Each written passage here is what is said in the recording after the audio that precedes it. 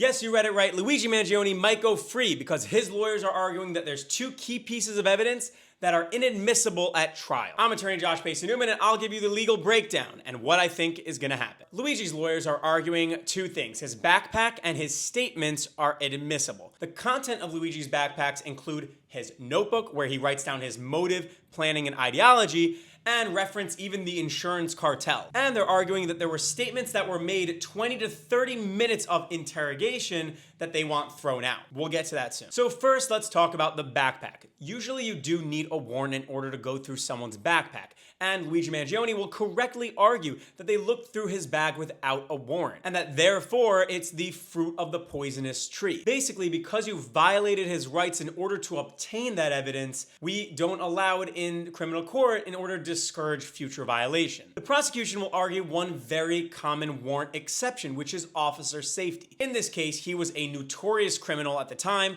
and they'll argue that there might have been a bomb in the bag, and so the police had to go through the bag in the name of officer safety. It's the same as when they pat you down before putting you in a police car. Now let's talk about the second thing, which is Luigi's incriminating statements. Reading someone their Miranda rights is basically a safeguard that the Supreme Court put in place in order to protect people from intimidation during police interrogation. And you need two things in order to satisfy this. One, you need to be in custody or reasonably think that you cannot leave. And two, you'd have to be asked a question that could lead to that answer. And two, you'd have to be asked the question at hand, like, did you kill him or something? So if you aren't in police custody and the police ask you a question, it's admissible. Luigi's lawyers will argue violations on both. Basically that he was under duress and he was therefore in custody, and that he was asked questions that would legitimately lead to a confession. The prosecution is arguing that he was in no way in custody. He was in a public place, he wasn't in handcuffs, and there was no pressure to answer the questions. So as you can see, it will be a very fact-specific decision by the court.